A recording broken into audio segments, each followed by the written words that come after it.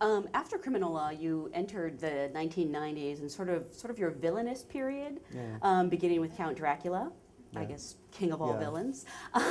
Now, I'm surprised, as I said earlier, to hear that you auditioned for that role. How did that come about? It was sent to me, and I read the script, and I really wanted to. I loved the line, "I've crossed oceans of time to find you," and I thought, I want to say that. It was worth doing the movie.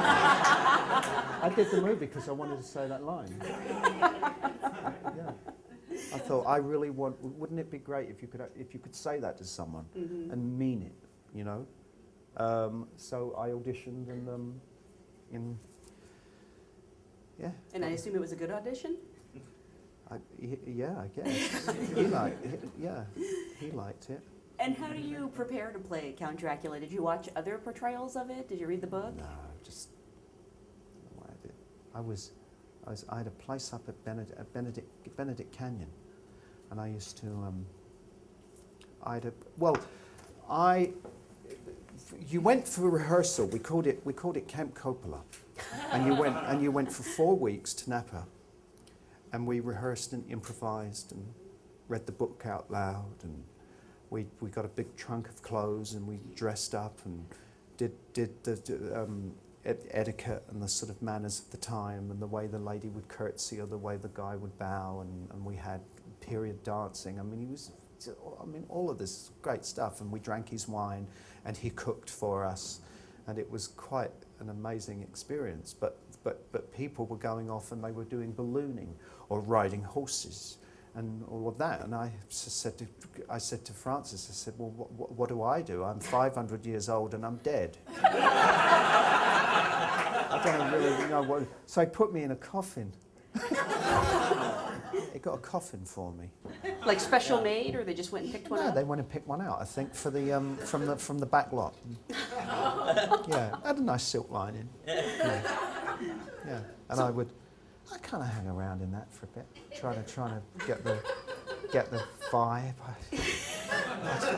Did it help? I mean, did it work? I don't know. I think no. At the end of the day, I just use my imagination and you use your imagination and you know, that's the Meisner quote, which for me is one of the greatest. He gets it, what acting is, living truthfully under imaginary circumstances. Perfect. It's perfect. That is what it is. And, you know, Hamlet's not real. Wait, what? Yeah. These things, it's a play. It's not real. And so when you play someone like that, you just use your imagination and you come up with stuff and you play around with the clothes and the vocally or whatever you want to do, and then you search and you like anyone, you build it with a little bit of reading, a little bit of music. You could use photographs, picture, whatever I think you just take whatever you need. I used to sit up there at Benedict Canyon and I had these wolves howling on a cassette, actually. You remember those? Oh, God, cassettes?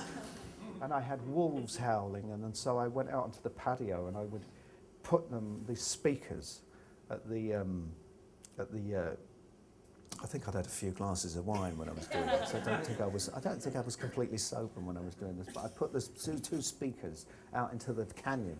It was like black, the stars, and I'd turn on the wolves, and you would get, you know, like this, and then you'd hear the coyotes, and they'd come and talk back to me, and it was, it was, you know, I don't know, did it help? Yeah, I guess it did.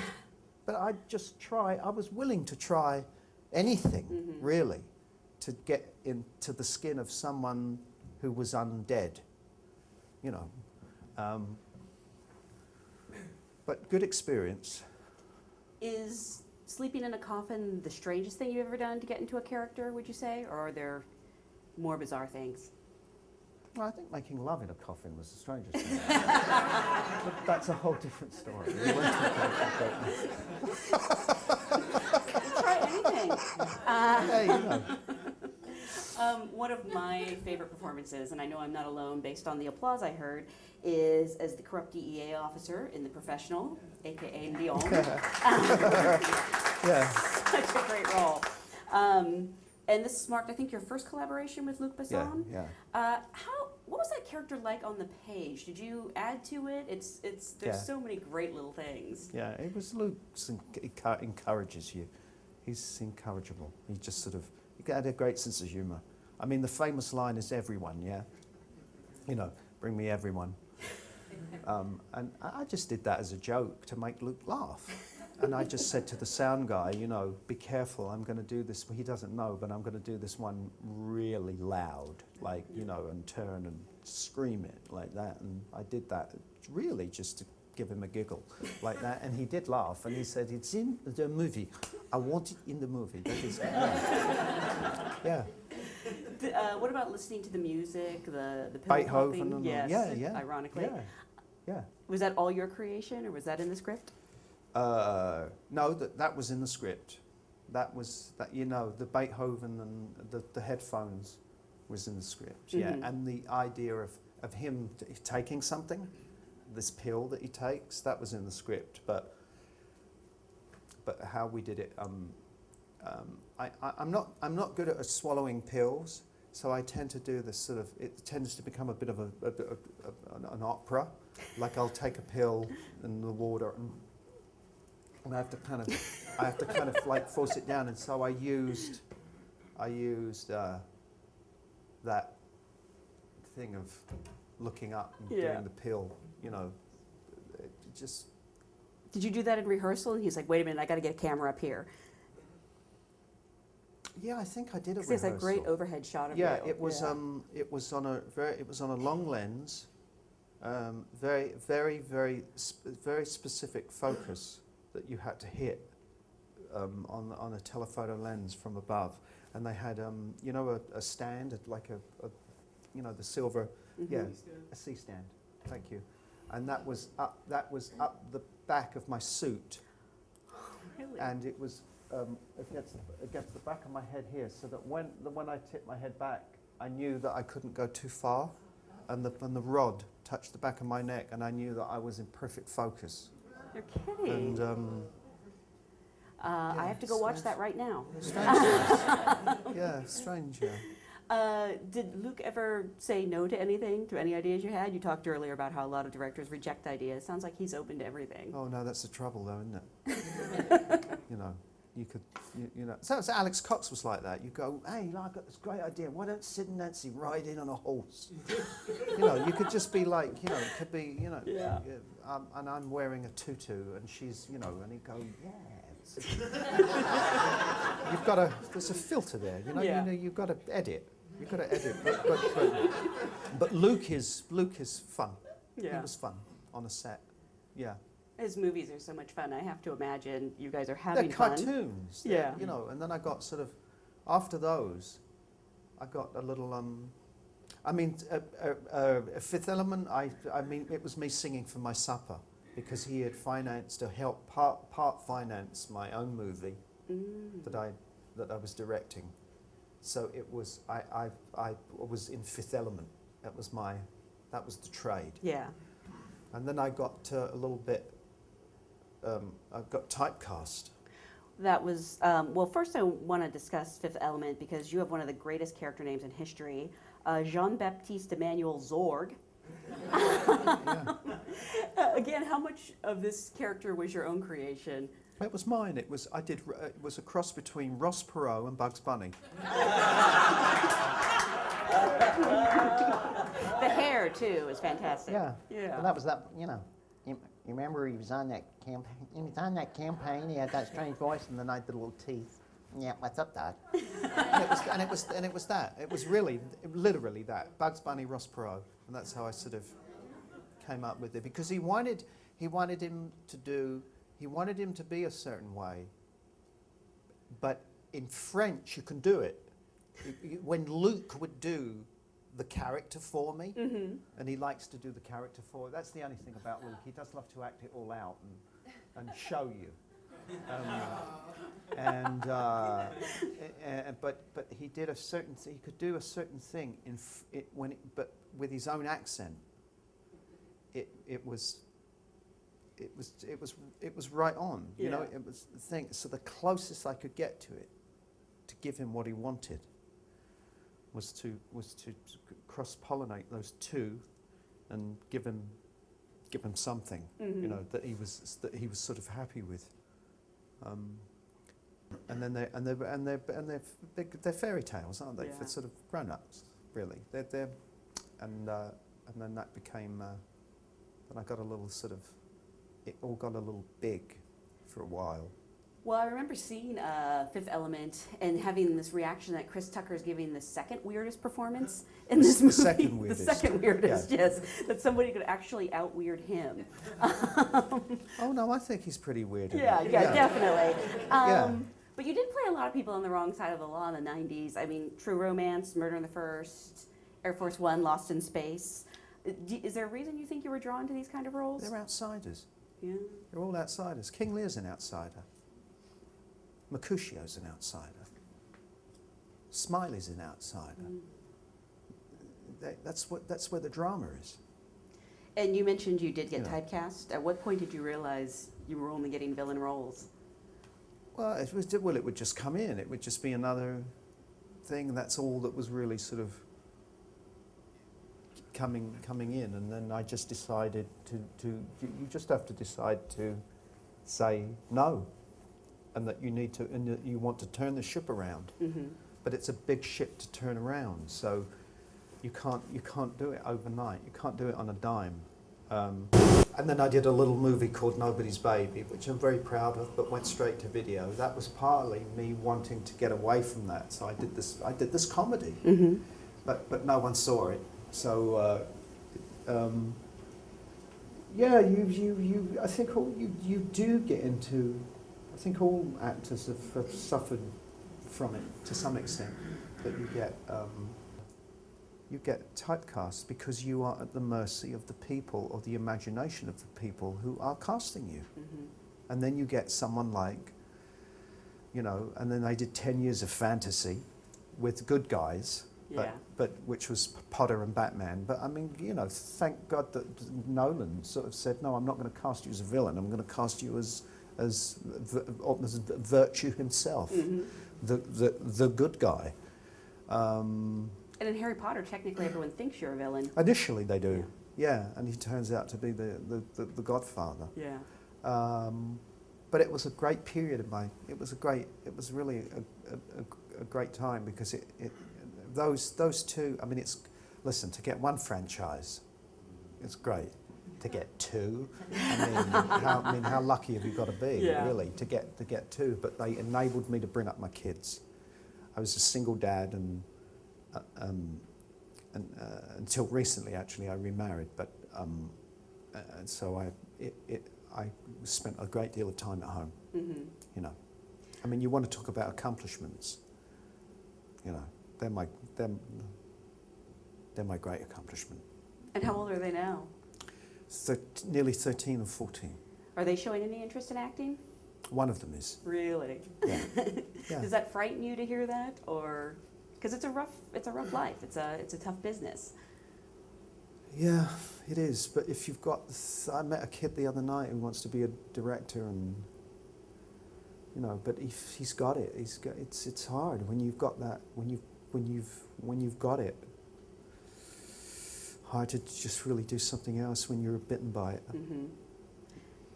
Around this time, actually, I guess it was in the late 90s, 97, Yeah. you wrote and directed Nil by Mouth. Had you always been interested in directing? I think it probably started with, I think it started with Sid and Nancy, where the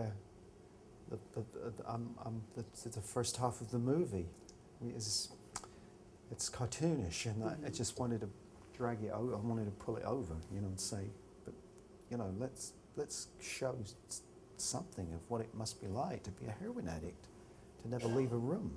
You know, I mean, you hear these stories of people that have been in a situation like that. I mean, you know, Eric Clapton, he never left his house for 2 years. I mean, never actually opened the door and walked outside for 2 years, because his dealer would come. Mm. And I mean, that's a movie. You know what I mean? That just, so it was. I wanted it to be so I would come up with ideas and things, and I found myself looking over the shoulder of directors, having read something, having read a scene, thinking I covered it or did it in my head differently. Mm-hmm. Yeah? And so I would find myself looking over the shoulder and glancing at the monitor and thinking, I would frame that a bit lower. And yeah, I mean, not in an arrogant way. It was, I just mean it, you know, oh, well, if I was doing this, if I was shooting this, I'd probably shoot it a little differently, or cover the scene differently, or, you know, knowing where the landscape is, whether it's this or whether it's this. And so, and also my culture and my background was being represented in a way that I thought was insincere. I just thought it was insincere when I'd go and see movies about London, and I would think, well, but Londoners aren't like that, or they don't talk like that, they don't behave like that. I mean, I don't know, I mean, I would imagine, I never got the same feeling that if you go to, you'd see an early Scorsese movie, and you felt that he'd captured, that he knew that, if this was someone who knew that world. Mm-hmm. So it was born out of that partly as well, to sort of make my mark, make my London movie, you know. And I've heard that it's very much based, or I shouldn't say very much, but it's based to some degree on your childhood. Yeah, I think, yeah, it is. But all the roles are too. Mm-hmm. People say to me, you know, they would say about Nil by Mouth, how long did it take you to write? And I said it took 5 weeks to write, but it was 30 years or more in development. Because the well that I was always going to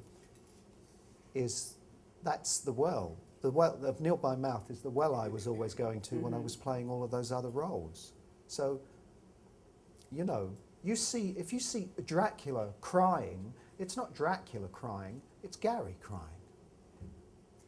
And you've got to go, you have to sometimes go to a place to mine it, to dig it, to dig it up. And really, that was always what I was drinking from, was that emotional well. Do you still use it, or? I use it. I used to use my father a lot, and photographs and things, you know, and music before a scene, an emotional scene. I haven't really had to do one for a long time, and I would look at, you know, I'd be on the Batman set, and I would look at Heath, who was just, you know, I mean, dazzling, and sometimes think to myself, oh, rather you than me, kid, you know, bouncing off the walls. Mm-hmm. I've sort of done that a bit, and you get things shift, and you become a little more of the elder statesman, I guess. You just become a little older, and then you get people like Tom Hardy come up to you on the set and go, wow, oh man, I used to watch you when I was a kid. Oh.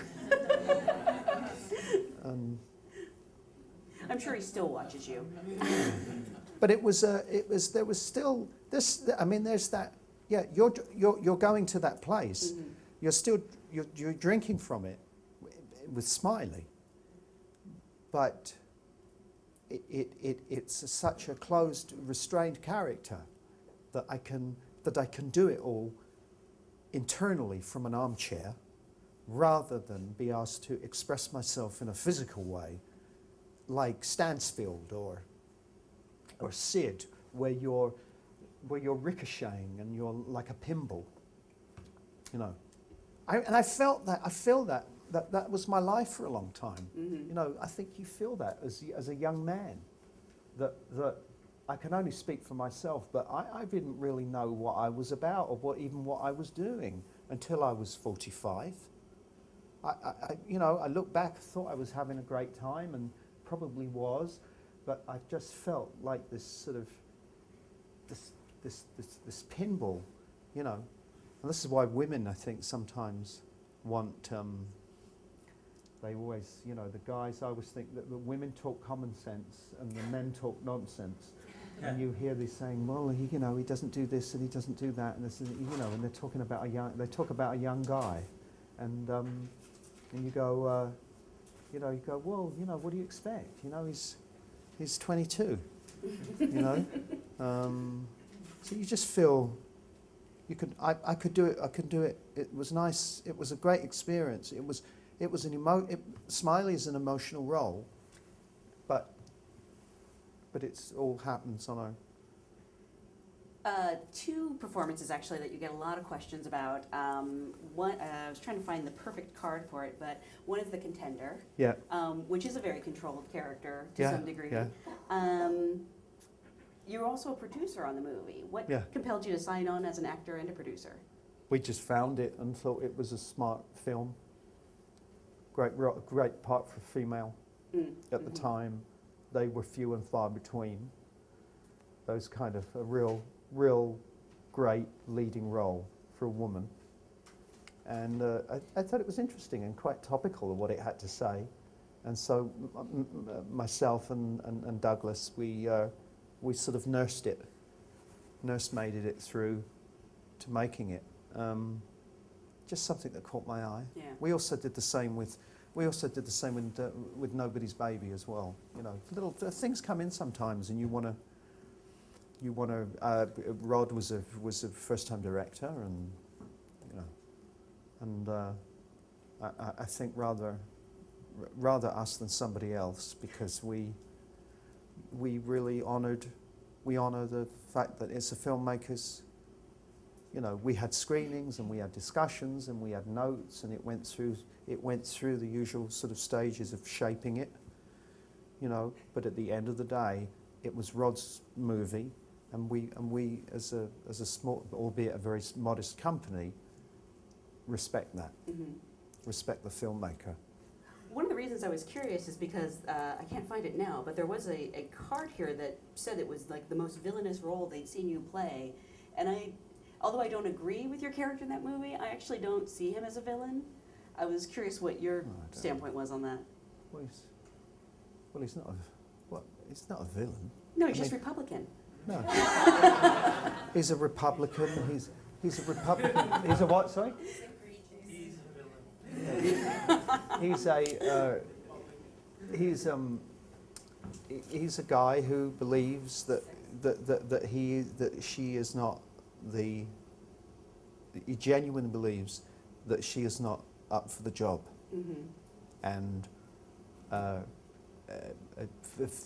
believes that as a sort of a patriot, and not because she's a woman, but just because he absolutely believes that she isn't right for the job. I mean, you've got to.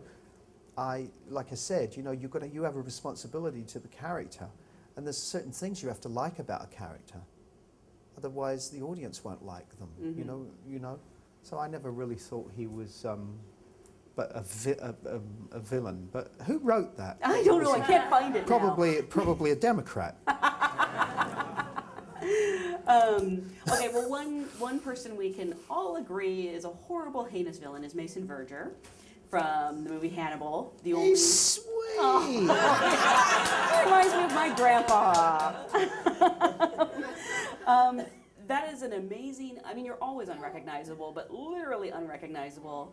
I remember, I think it was my dad. Did you ever see when Jim Carrey would do Fire Marshal Bill on A Living Color? Did anyone ever make that comparison? Nope. Yeah. No one has. You're the first. Yes. I can't help but think of him a little. Yeah, Fire Marshal Bill, yeah.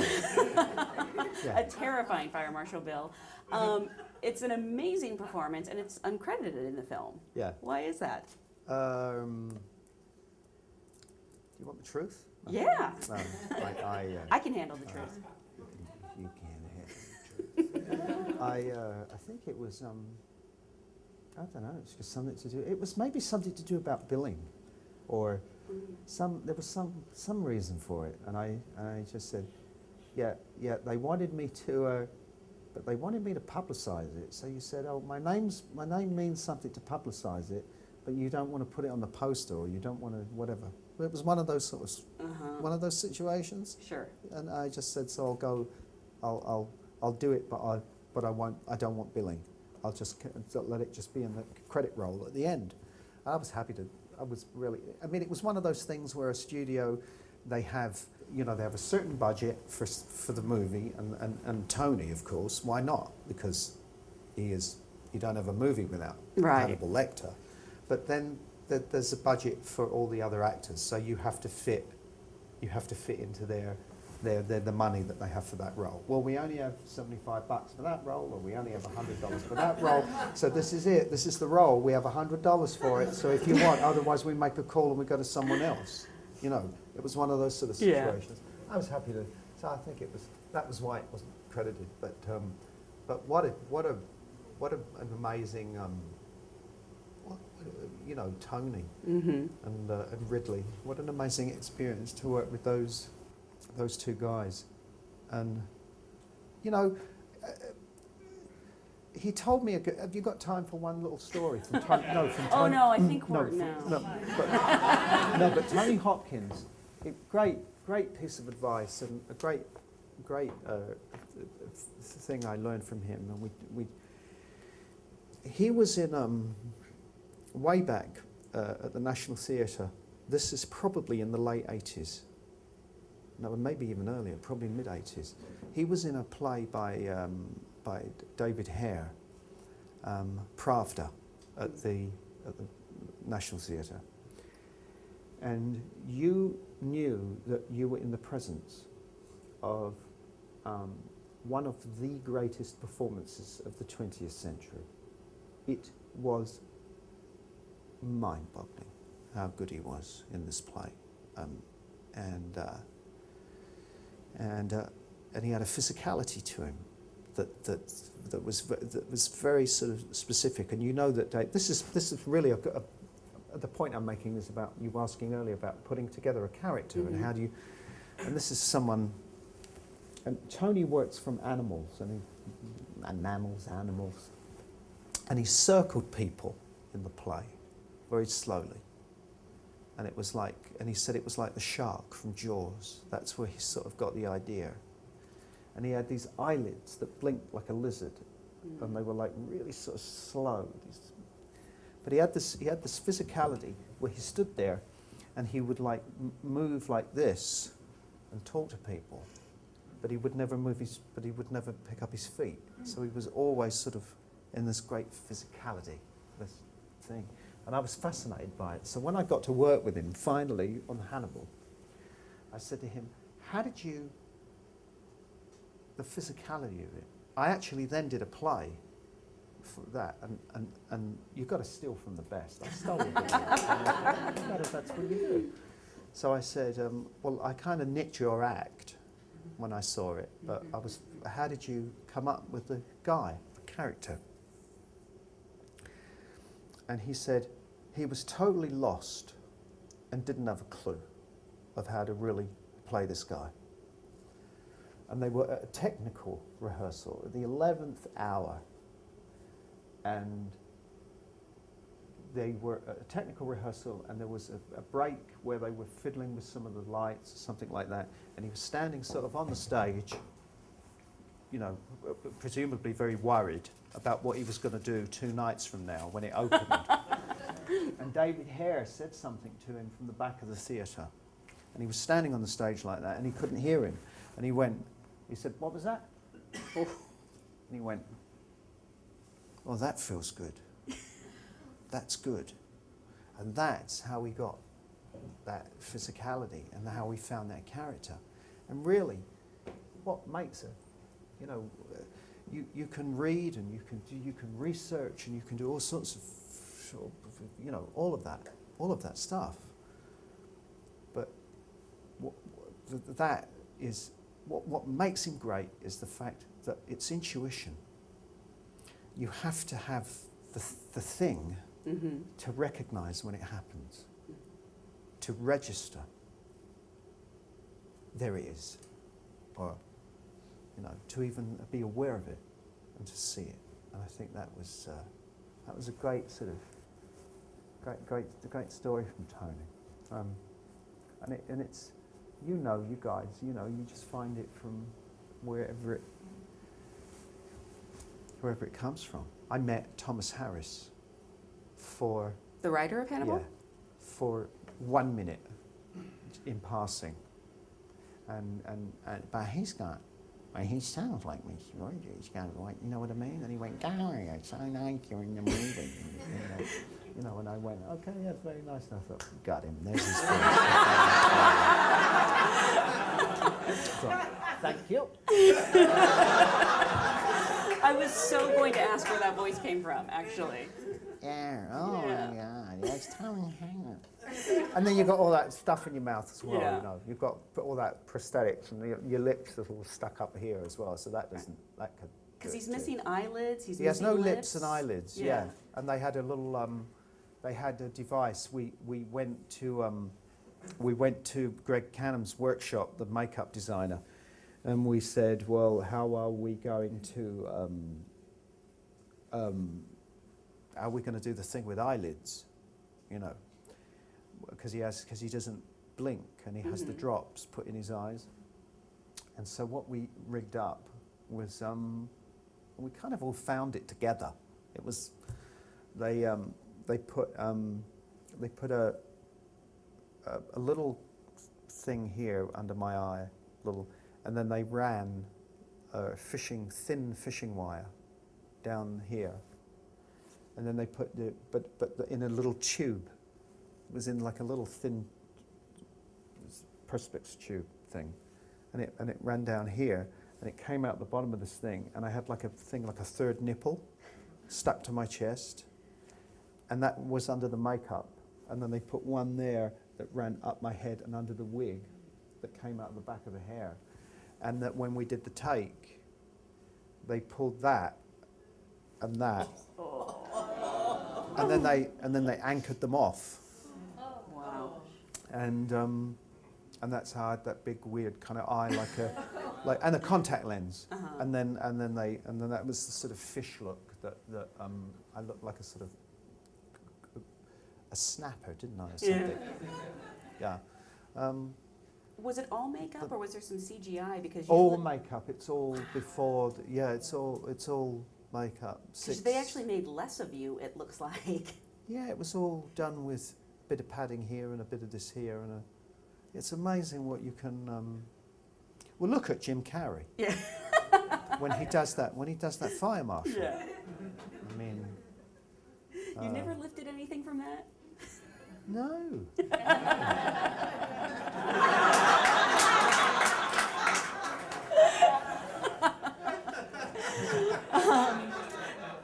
Sort of off topic, but I don't know if you watch The Simpsons at all. Oh, well, yeah, I watch The Simpsons. Okay, Yeah. so you might be familiar with this, but there's like, I can't remember the context, but they're talking about making a movie of The Simpsons, and Homer's beating up someone, and they say, who will play me? And they say, I don't know, Dan Aykroyd? And he gets really furious, and he says, too obvious, should be Gary Oldman. Are you really? Yeah. I've never seen that No one. one's ever told you about that? No. Oh no, it's kind of a famous quote. Like if you look it up online. Yeah. But well, at first I was curious if you'd ever heard that and if you were flattered. No. But I mean, is there anything you think you can't play No, at this I don't point? know. Yeah. I mean, yeah. I don't know. I don't know. I saw there was Celebrity Deathmatch. Do you remember that? Yes, I do, with you and Me and who was Walken. That's it. Where he crushes me, and he twists my head off, and he goes, Yeah. Gary. It was over who got to be the biggest movie villain. Was Who it? could go from, and then they did the roundup.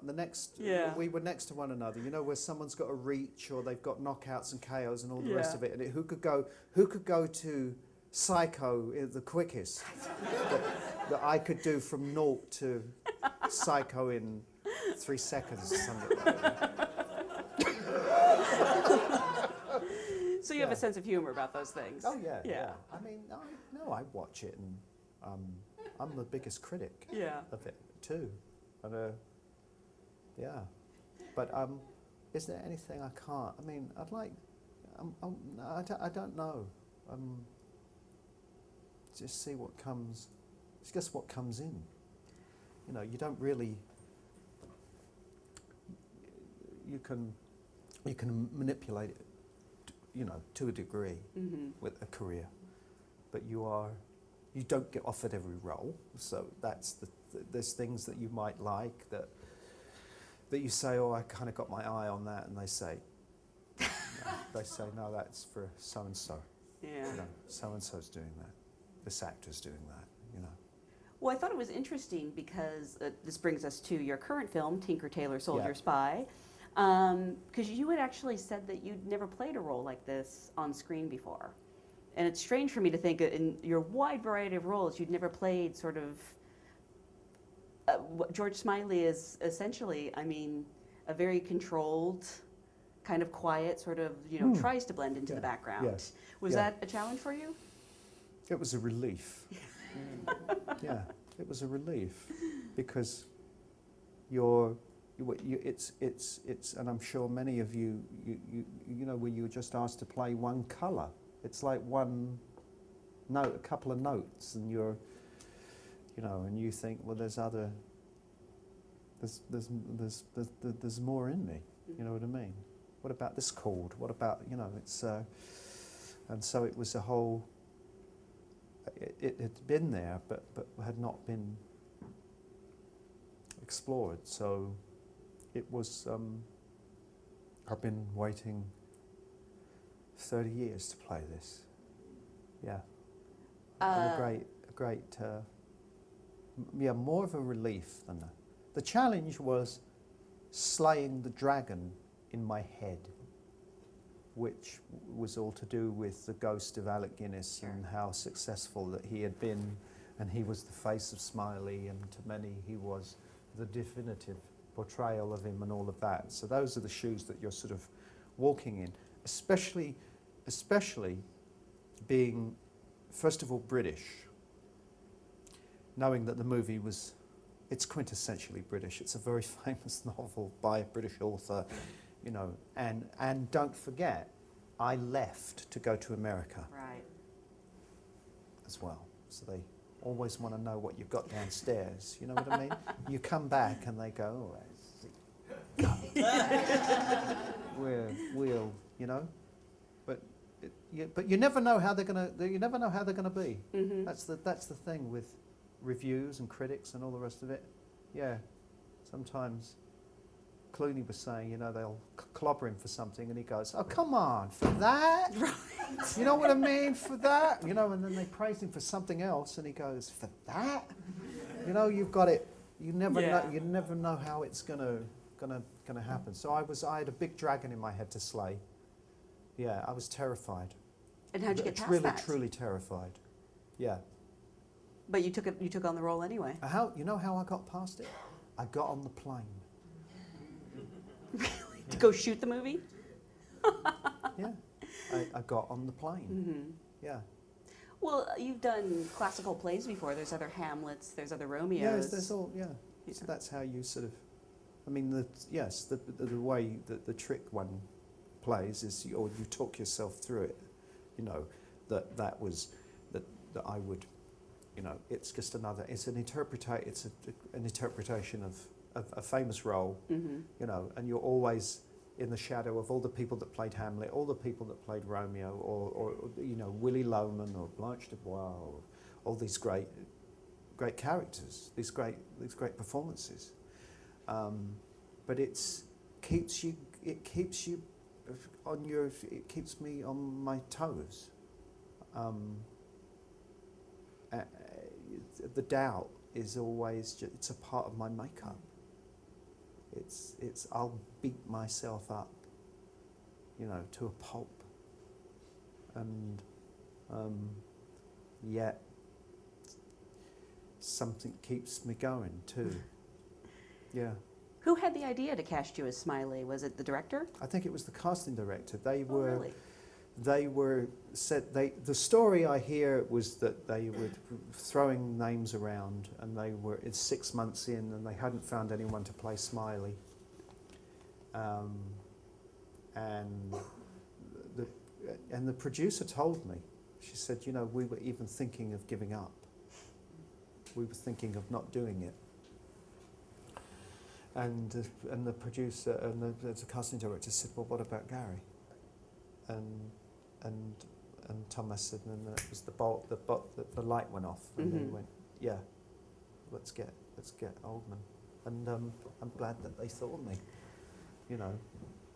So, but it was it was the rarest of the things that came in. It was an offer which is rare.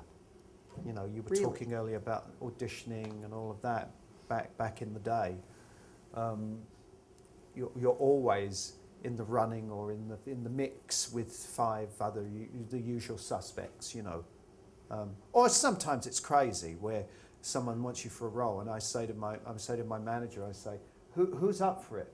And they say, you, Leonardo DiCaprio, Harrison Ford. You know, do you hear that? For real. You go, me, Leonardo, Harrison Ford, and who's the other one?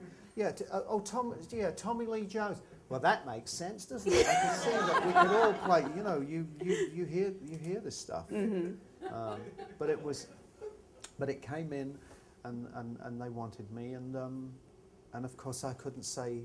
I wanted to say yes, but couldn't say yes because I was afraid. But it's good. It's good. It's good. That's good. Keeps you alive. George Smiley is a very isolated, collected, kind of, I guess it's safe to say, lonely character. Did you sort of have to stay in that mindset between takes? Did you take the character home with you, or are you able to let it go at the end of the day? Well, I wasn't with my family, and it was during school time, and they were here. And I have a little place where I stay, a little hotel. It's got a little, you know, it's a nice, it's discreet. There's a little kitchenette. The decor isn't too dissimilar to George's house there. So it was a quiet existence. Yeah, I mean, not that I was purposely staying in character, but I would find that I would come home and have dinner alone and watch the TV or something and relax. Soccer.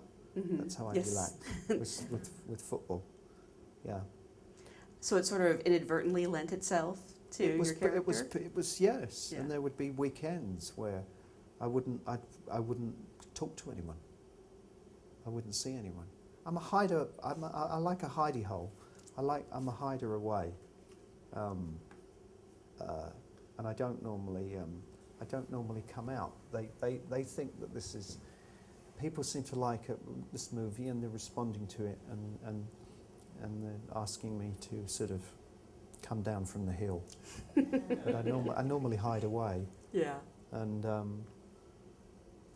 is it strange to you? Well, first of all, I should say that you, despite your initial hesitations, you're getting some of the best reviews of a very well-reviewed career for your performance as George Smiley.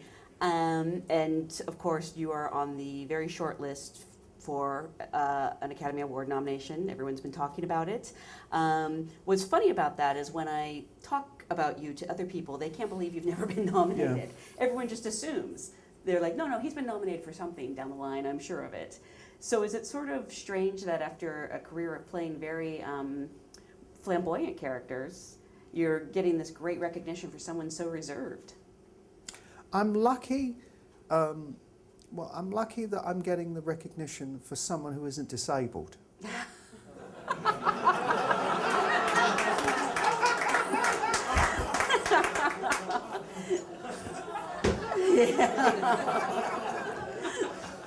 It is, but it is.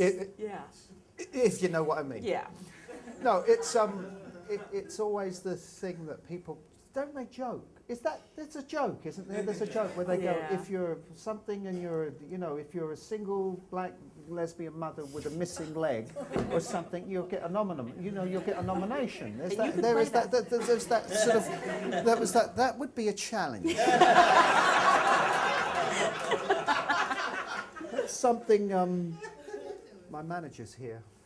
Yeah, that's the role we're looking for. But but there is that sort of Yeah. thing where people joke about, but I've got, but I've yes. So if I get one, I will have done it. I would have done it, you know, without a Yeah. wheelchair. Yeah. You know. I know we're almost out of time, so just tell us everything about The Dark Knight Rises, and we'll let you go. All right. There's this guy, Batman. No, I cannot. I'm sworn to secrecy, as you know, and it's amazing how he does it, isn't he? Yeah, I don't know. Have you heard a whisper? A little bit. What about the end of the movie? What the movie? No, not is? the end of the movie. Are you going to tell us? No, but Oh. what the movie is. I've heard little things here and there, It's but amazing how they keep. It's amazing Yeah. how he keeps that secret. You Yeah. know what I mean? We're all very good with that. or very fearful. Yeah, and yeah, fearful perhaps. No, it is a great. I don't think Nolan's wonderful, and I don't think he would make a third movie just for the sake of making it. Mm-hmm. That's not his style. I think he's too classy for that. So it was important to him to get the style, to get the story together, and I like the fact that he didn't use. I like the fact that it's Bane, Yeah. and that it's not the Riddler Yeah. or the Penguin, or you know. I think it's that's an interesting villain. Mm-hmm. But it's a great story. It's epic. I think it'll be a terrific sort of conclusion to the trilogy, and we've hung up our, you know. You're done shooting, aren't you? I've hung up my mustache. Yeah. But you've already said too much. But can you tell us what else you're working on right now? Nothing. Really? Yeah. Gonna take a No. vacation? Or? No, I'm still. I continue to write, and there've been a couple of. I mean, I try to get a movie off the ground shortly after Kneel by Mouth. Mm-hmm. Oddly enough, about sex addiction, Really? but then in 97, 98, not. Mm-hmm. You know, it was. But I'm working on something, so I hope. So that's kind of, if I get a little free time, I'll be doing that. Something you would direct again? Yeah. Oh, great. Yeah. But that's the thing about being an actor, is the sort of excitement of maybe, you know, what the next thing will bring, but the fear of, you know, don't know what it is. So I'm technically out of. You would call me technically out of work. You're unemployed right now. I'm unemployed right now.